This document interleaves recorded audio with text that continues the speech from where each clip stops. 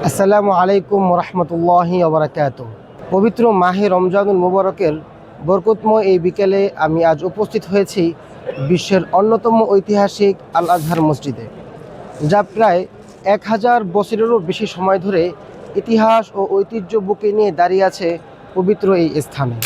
970 খ্রিস্টাব্দে ফাতিমি শাসনামলে এই মসজিদ প্রতিষ্ঠিত হয়। এটি শুধু একটি ইবাদতের স্থান নয়, এটি ছিল এবং এখনো আছে জ্ঞান চর্চার এক মহান কেন্দ্র হিসেবে। এখান থেকেই প্রতিষ্ঠিত হয় বিখ্যাত আল আজহার বিশ্ববিদ্যালয়, যা বিশ্বের প্রাচীনতম ইসলামী শিক্ষা প্রতিষ্ঠানগুলোর একটি। শত শত বছর ধরে পৃথিবীর নানান প্রান্ত থেকে জ্ঞান পিপাসু ছাত্র ছাত্রীরা এখানে এসেছে দিনের ইলম অর্জনের জন্য। আজও এই মসজিদ থেকে কুরআন, হাদিস ও ইসলামী জ্ঞানের আলো ছড়িয়ে যাচ্ছে সারা বিশ্বে।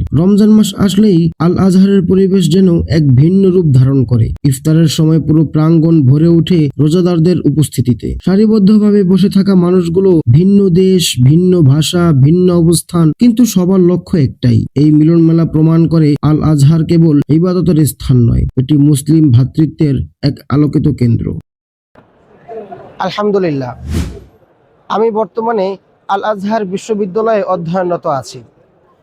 এই ঐতিহাসিক ও পবিত্র স্থান আমাদের জন্য শুধু একটি শিক্ষার পরিবেশ নয়, বরং আত্মার প্রশান্তির জায়গা। আল আজহার মসজিদে আমাদের প্রায়ই আসা হয়, আর রমজান এলে হৃদয় যেন আপনাতেই টেনে আন এই প্রাঙ্গণে। চেষ্টা করি ইফতারের সময় এখানেই থাকতে, কারণ আল আজহারের ইফতার মানে শুধু খাবার নয়, এটা একসাথে বসার সৌভাগ্য।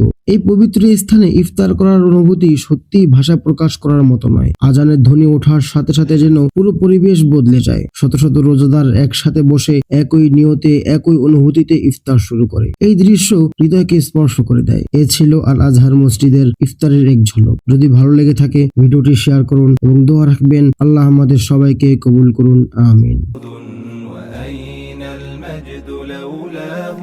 ستبقى أزهري حصنا